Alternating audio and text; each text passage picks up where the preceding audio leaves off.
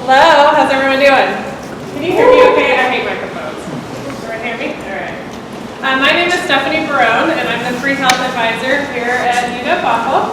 And I always come to the beginning of the Pathways events for majors that are sort of related to pre-health, just so that I can introduce myself, help you understand kind of what the services are for here at the University for pre-health. So my job really is to work with students who are planning to go on to a health-related graduate program, such as medical school, dental school, pharmacy, PT. How many of you are kind of thinking maybe along those lines? I see some familiar faces in the room that I may have met with already, maybe since orientation last summer. But my job, again, is to help you understand how to navigate all of that. As far as the coursework that you might need for those programs, how to be a competitive applicant, how to prepare for the entrance exams that you would need for those programs. So for example, if you're planning to go to dental school, there is an exam called the DAT. You might have heard of also something called the MCAT for medical schools. So I can help you with understanding how to prepare for those. The application process, everything. There's a lot that goes into preparing for those graduate programs, so the university has a resource, and like myself, to help you with that. If you are interested in pre-health and you haven't discovered my website, there's a great pre-health website that has a lot of resources. If you're just even exploring, you're not sure, interested in competitive health, not sure if you want to go more on the clinical side or the public health side that Caitlin's going to talk about, great place to get started. Okay. I also have with me a grid that goes over a lot of the coursework that you would need for these areas. So if you're interested in medical school, dental school, it goes down and has some check boxes as far as what you would need for prerequisites. Do you need general chemistry, biology, physics? So that you can start exploring and do a comparison. What do you need for medical school versus maybe physical therapy? So I'll go ahead and just pass this around. If you didn't get one of these in orientation or you don't need it, that's fine. You can just keep passing it, and we'll just collect the extras at the front. But go ahead and do that. And then I will turn it over to Caitlin. And I do want to just point out that pre-health, if you're interested in a graduate program in health studies is a really great degree for that. A lot of times students think that they have to go on to biology, they have to major in chemistry if they're going to go to one of those programs. Not true. You can actually major in anything and go to pharmacy school or medical school. So Caitlin will kind of talk a little bit more about that, but keep it in mind if you're interested in health-related graduate programs. Health studies is a great avenue for that. Okay? And I'll just grab those from the back if you don't.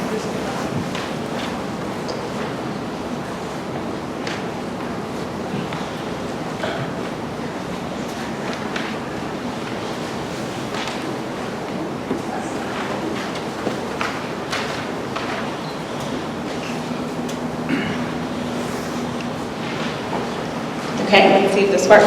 Sound good? Richie, are we all good? Okay. Hi everyone, I'm Caitlin. I'm the Health Studies Academic Advisor in the School of Nursing and Health Studies. And as Stephanie mentioned, today I'm going to talk about the Health Studies major, but I'm also going to mention the two other degree programs that we have in the School of Nursing and Health Studies. To start off though, I want us to think for a second what studying health might look like. A lot of students think that the health studies major is for students that are going into allied health fields, like becoming a doctor, like becoming a nurse, right? All of those things Stephanie mentioned, which is true. We do have a lot of students that are pre-med, pre-PT, pre-all the other things. But studying health is much more broad than that. It also includes public health, community health, things like that. So for me, health is about choices. Choices like, are you a dog person or are you a cat person? Do you eat gluten or do you not eat gluten? How do you typically sanitize your hands? Is it with soap and water or do you use Purell? So if you think about health as a series of factors or choices that you might be influenced every day by your individual choices. You also can think about health at a population level, right, as a series of factors or determinants that influence everyone as a whole. So to kind of understand this idea of how broad studying health can be, let me talk for a second about a specific scenario. Let's say that someone is in a car accident and has broken their leg. We might want to focus on the immediate factor that's going on, which is what? The broken leg, right? So this person might go see a clinician, like a doctor or a nurse, to fix the immediate factor. But there might be a lot of other health determinants going on in this scenario. So let's think for a minute about what's happening at the individual level. Why did this person get into an accident in the first place? Could it be that they have a vision impairment? Could it be that they have poor knowledge of maybe road signs or just road rules in general? Were they under the influence of drugs and alcohol maybe? Did that influence the crash? And then we can also think a lot more broadly in terms of population level health factors. What are the rules, the laws that prevent accidents like this from happening, and who enforces these laws? Let's think about the community for a second. What community programs are in place to maybe help this person now that they've been in an accident? And what support networks can they seek out in their community? What is the general attitude of the community this person lives in about safe driving? We can also think about road safety, right? Was the road that they were on well maintained? Or how about their car? Was their car well maintained? And if their car wasn't well maintained, why is that? Is it because they can't afford to have a well maintained car? And if they can't afford to have a well-maintained car, is that because they don't have a job that pays well? And if they don't have a job that pays well, is that because they didn't have good access to education or vocational training? And then lastly, does this person have access to health services now that they've been in an accident, right? Good access to health care and treatment options. So this example kind of shows you the rabbit hole you can go down with just one simple health scenario.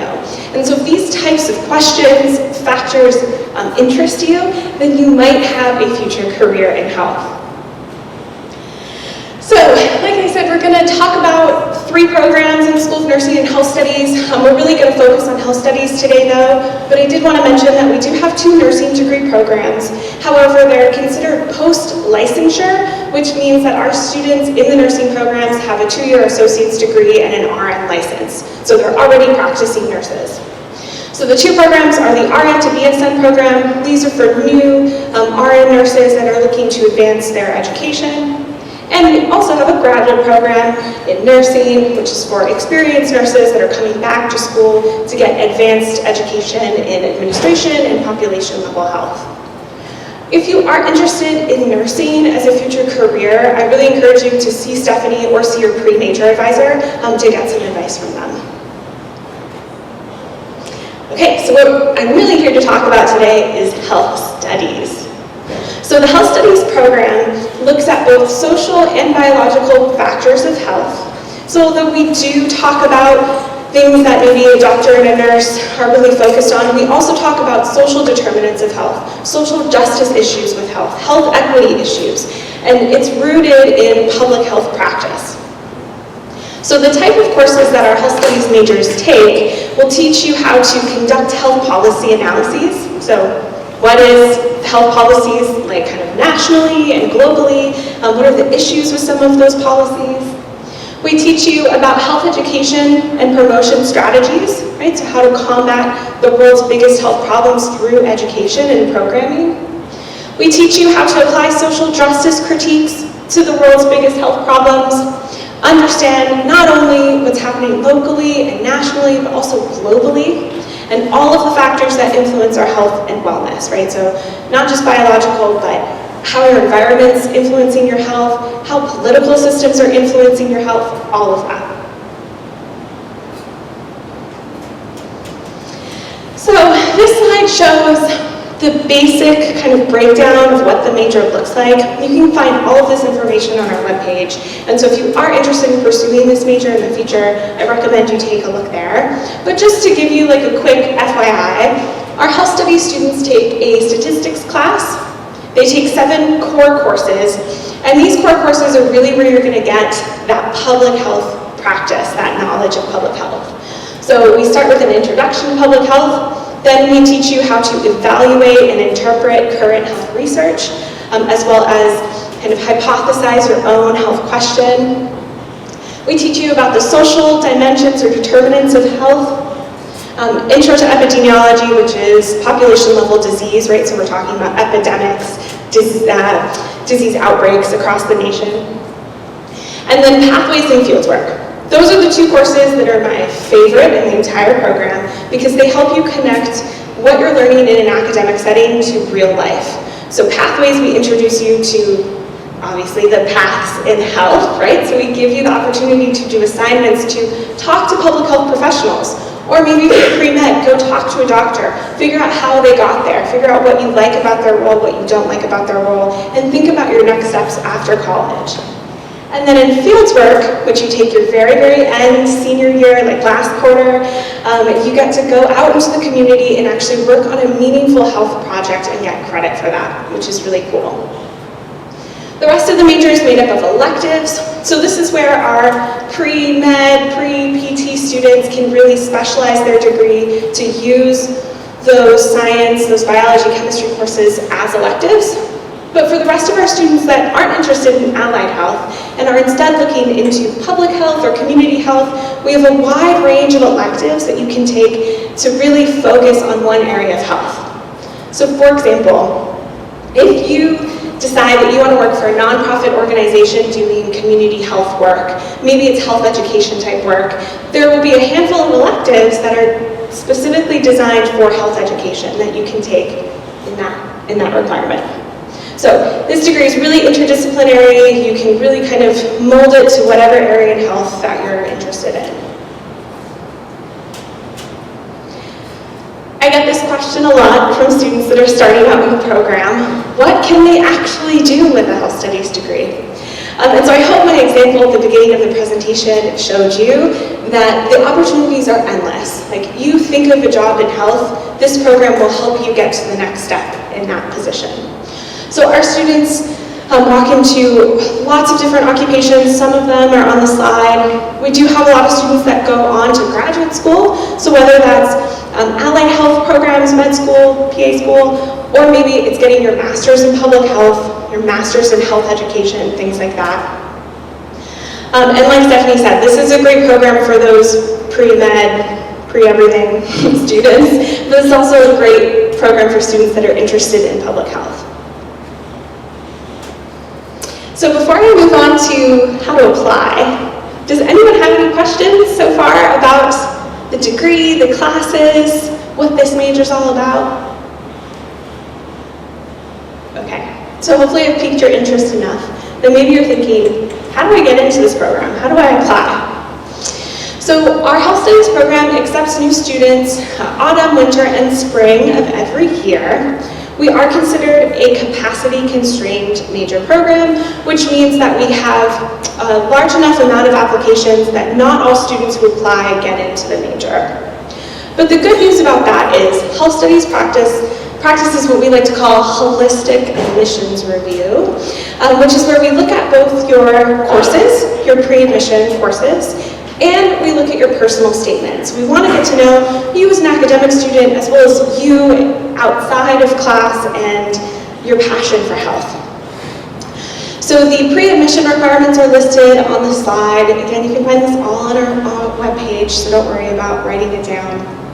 But students must take 2 English courses, a 5-credit QSR course. We do prefer that that course be statistics, but if you have already taken a different QSR course, that's fine, you can still apply. You just might take statistics later on. And then lastly, 10 credits in each area of knowledge. So those are, of course, VLPA, INS, and Natural World. The second part of the application is that personal statement. And this is where I really want to encourage everyone who's considering applying to health studies, start that part early, right? Our applications typically open and close within a month. That doesn't mean you just have a month to work on your personal statement. You can start that right now, because that's where you can show the admission committee who you are, and why you're passionate about health. So we ask that students cover in their personal statement, what's your motivation for health? What are you passionate about? What are your goals as they relate to that motivation? These goals can be maybe personal goals that you have and personal experiences too. We do have students in their admission essay talk about the personal experiences they've had, maybe with family members or friends or themselves with health, and how that's influenced their decision. And include your professional goals and professional experiences. So if you've had the opportunity to volunteer, you've taken maybe some cool classes that kind of relate to health, include that information in your personal statement. And if anyone in this room is already looking to apply to health studies, just a quick PSA, the application for admission for the spring quarter closes on February 1st, so in just a couple of days. And then we'll open up the application again to admit students for next fall in April. So application will open in April and it will close in May. Okay, I wanted to end by talking about our minors. Before I do that, anyone have questions about the admission requirements? All right, quiet group. Must mean that I'm answering all of your questions. So the School of Nursing and Health Studies has 3 different minors that undergraduate students can participate in. So if you're not quite sure that the health studies major is right for you, you might still want to consider adding some element of health to your degree. So the first minor is the health studies minor. It's kind of like major light, right? So you still take a couple of the BHS major core classes, but it's much smaller and you still get to kind of pick and choose your electives. The one thing I'd like to point out about the health studies minor to students that are considering it, especially for my pre-med students, the UW School of Medicine's mission statement is on the slide, and you can see that they focus on health and well-being of the public, biomedical education, research, and healthcare.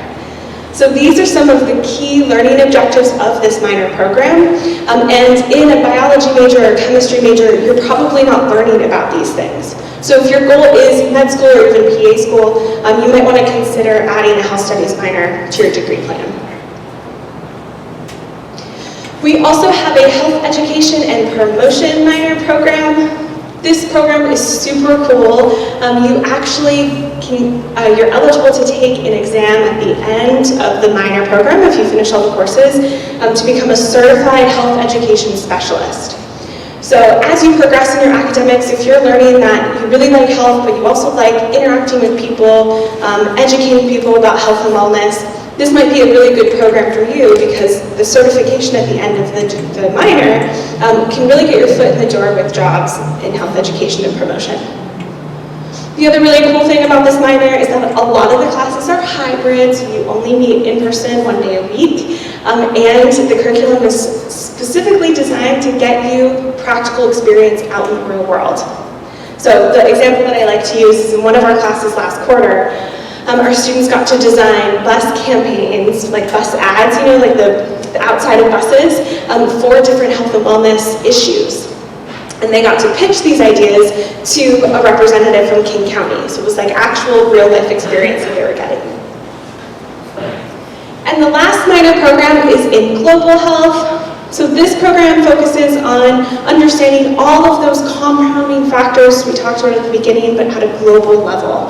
So what are the social issues globally that influence health, political systems, economic systems, all of those things that affect policies related to health.